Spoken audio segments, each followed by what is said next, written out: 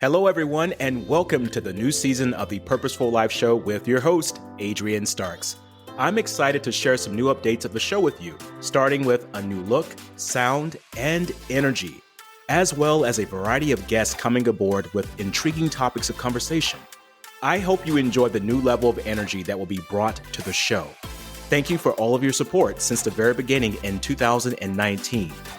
Wow, it's been 3 years already? Because of you, the Purposeful Life Show is now in the top 5% of all podcasts globally, and we aim to get it into the top 1%. Continue listening to the show and share it with others. You can also now listen to the show on my Facebook page at Adrian Starks, where you can comment in real time and communicate with me about your aha moments. Thank you again for all of your support, and let's make this one hell of a year and be purposeful about doing that. Wishing you all much love and success.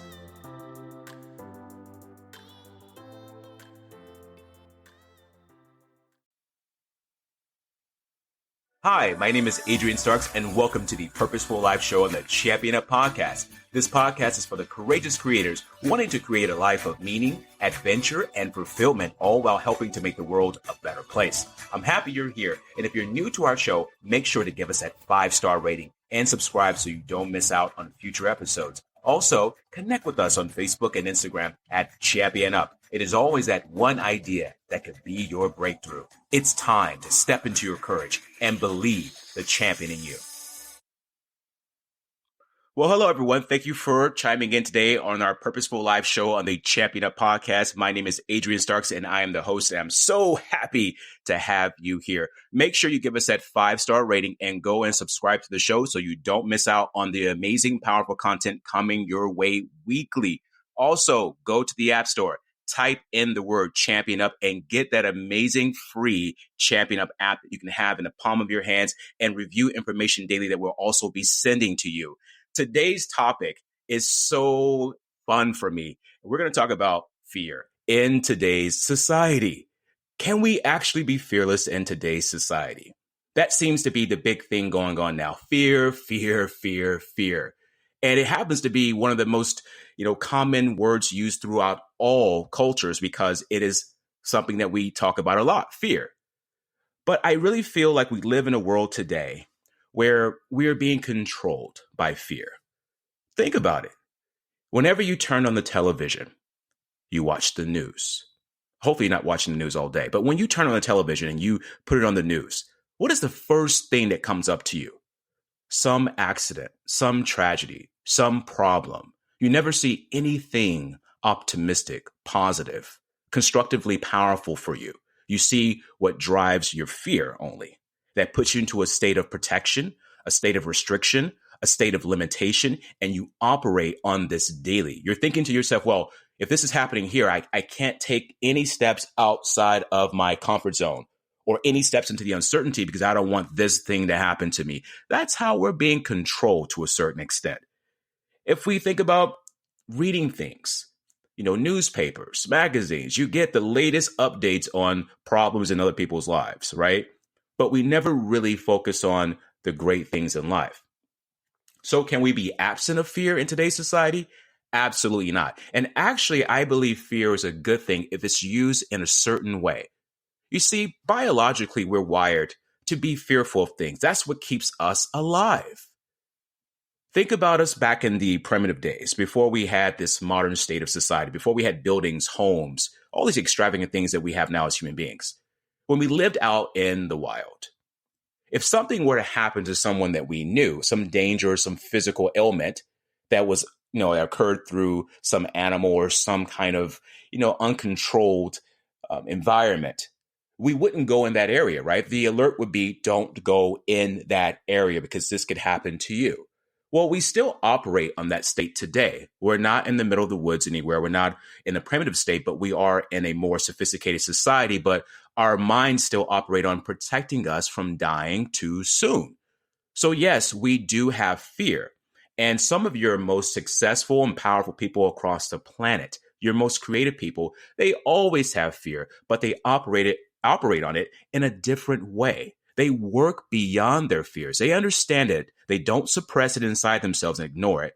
They take it to light and they say, okay, this is a challenging moment for me and I don't feel good about it, but I need to work through it anyway. I love Mark Twain, the author and writer, who said this about fear. He said, courage is the resistance to fear, the mastery of fear, not the absence of fear.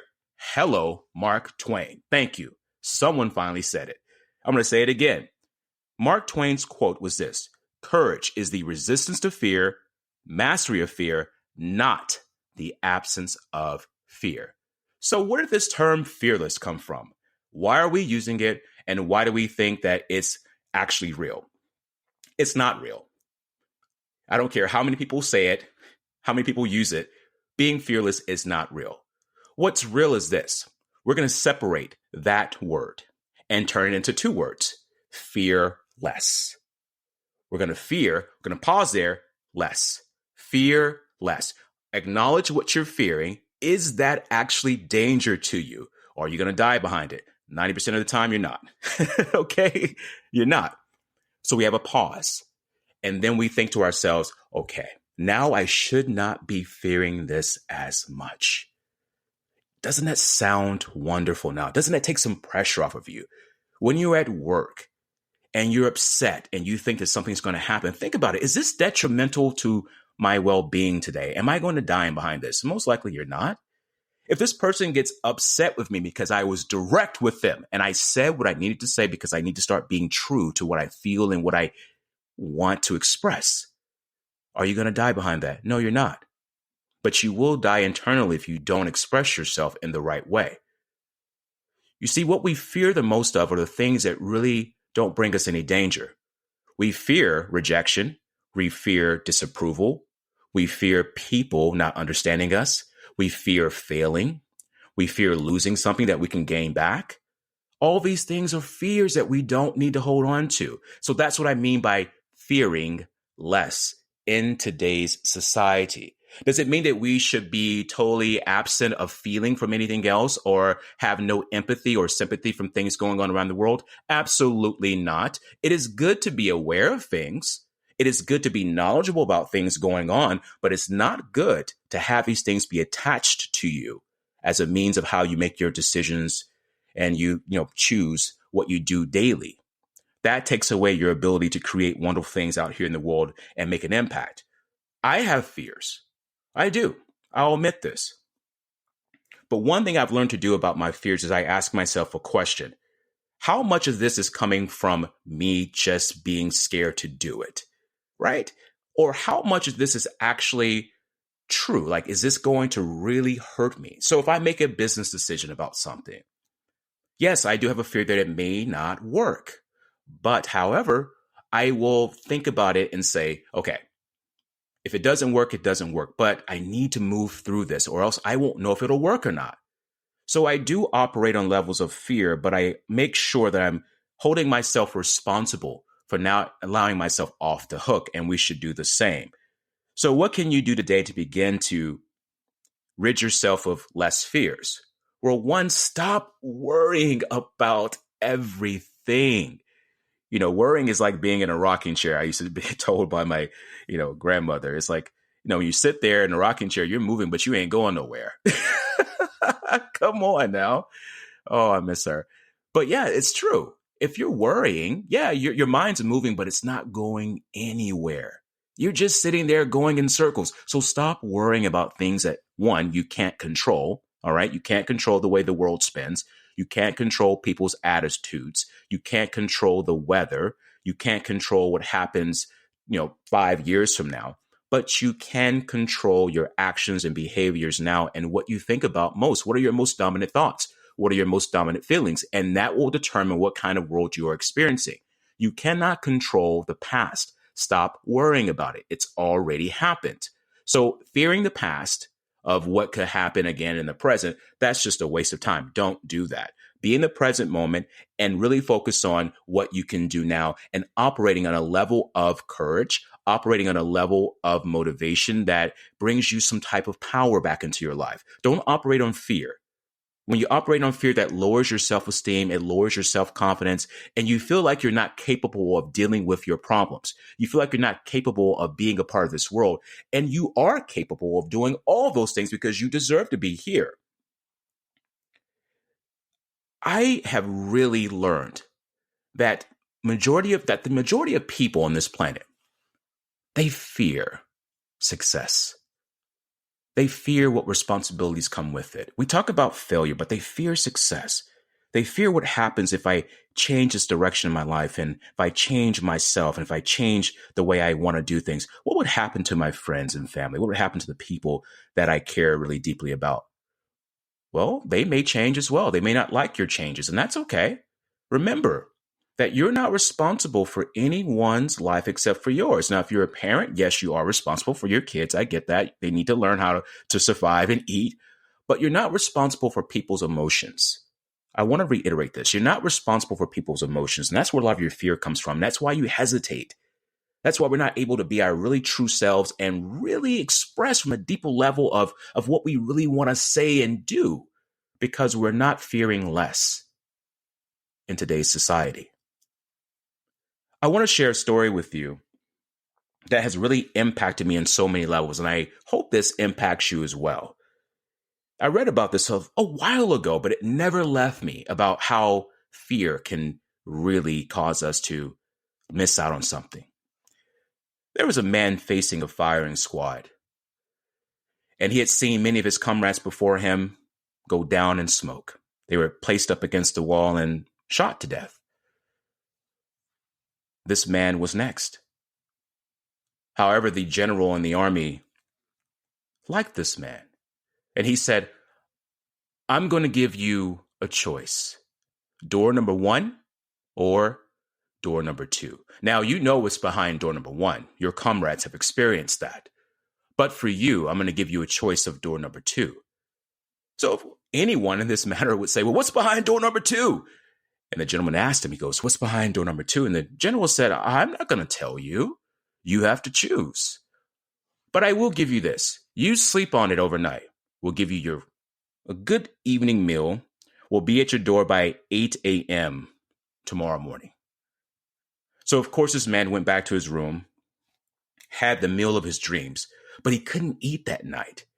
He was in this fretful state of thinking about what is behind door number 2 and why won't he tell me? So fear just paraded his mind that whole entire night. He didn't even sleep. That morning, they come knocking on his door at 8 a.m., just like the general said. The man opens the door.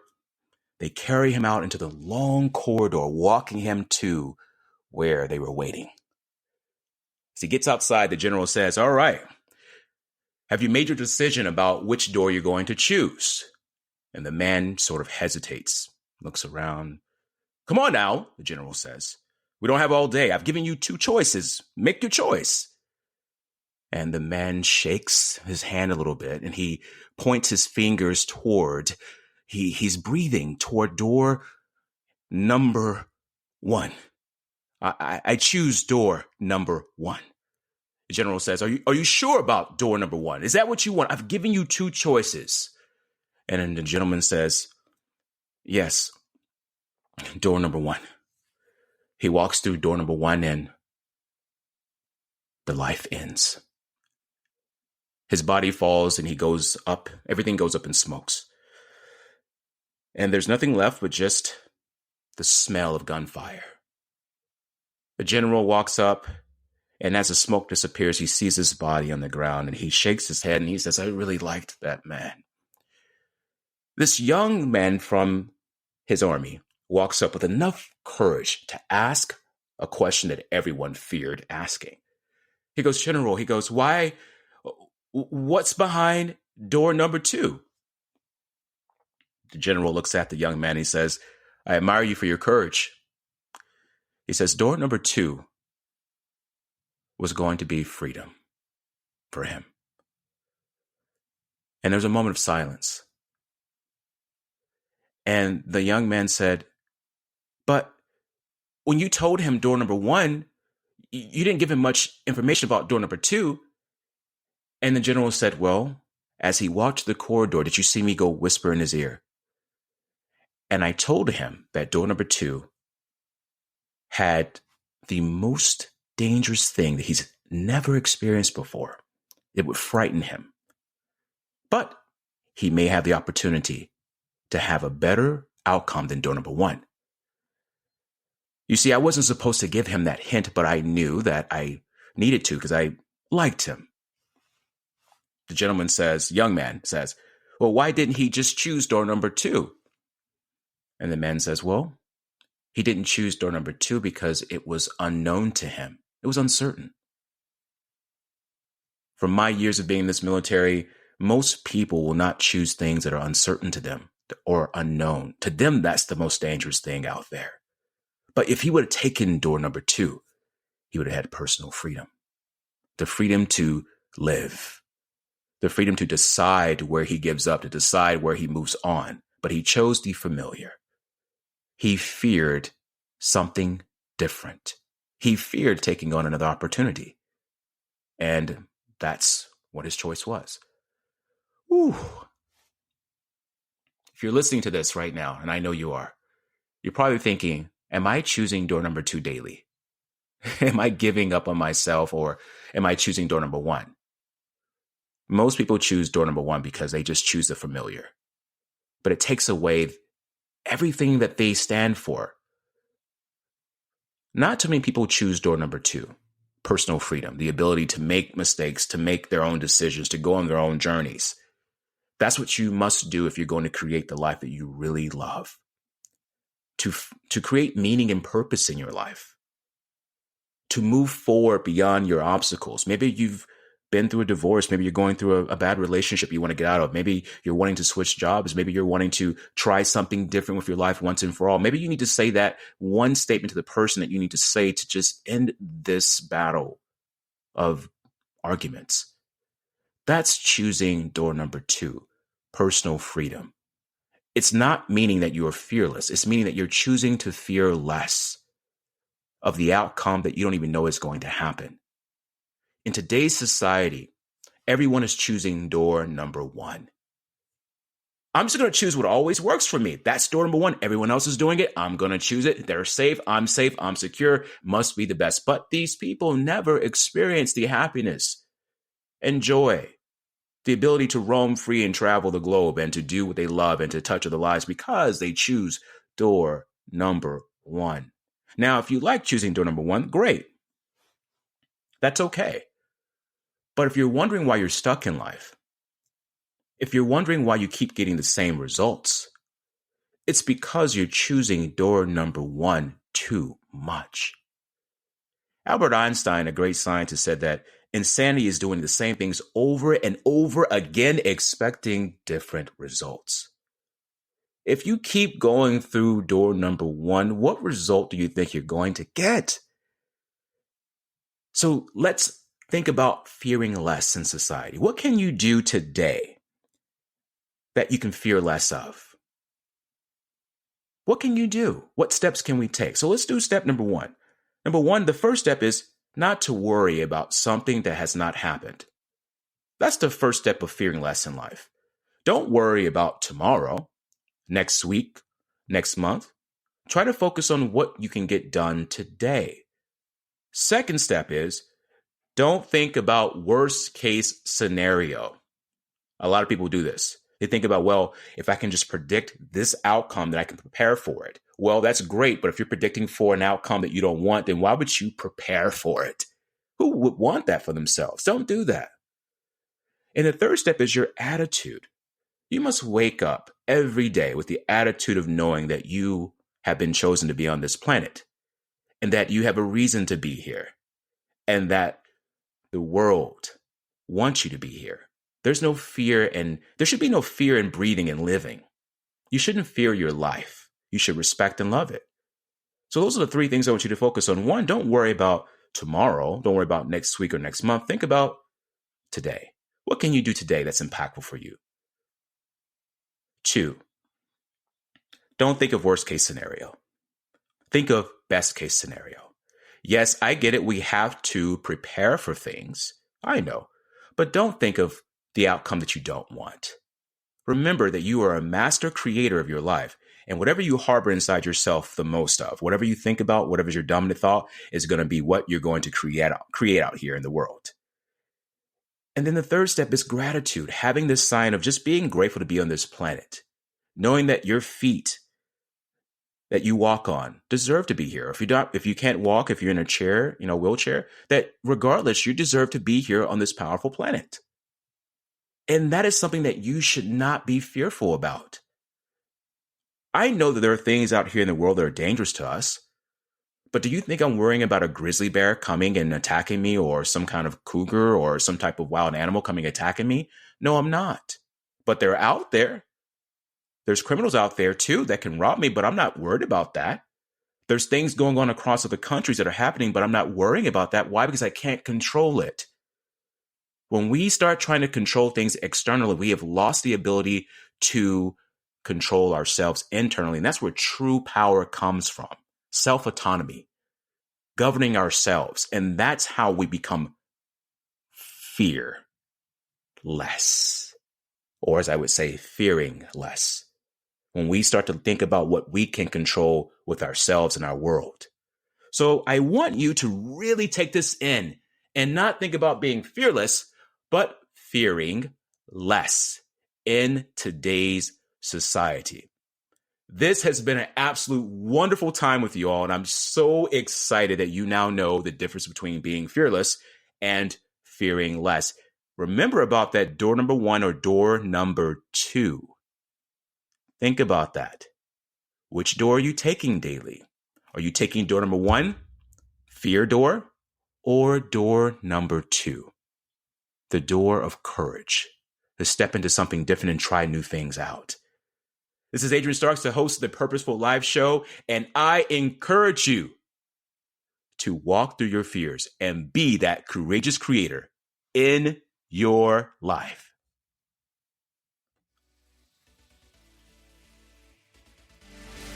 This is the Purposeful Life Show and the Champion Up Podcast with myself, Adrian Starks, and thank you for listening. If you've enjoyed our podcast today, don't forget to give us that 5-star rating and subscribe to the show so you don't miss out on the powerful life-changing content on future episodes. Also, make sure to go to championup.net for even more life-changing content. Until then, I encourage you to be the courageous creator in your life.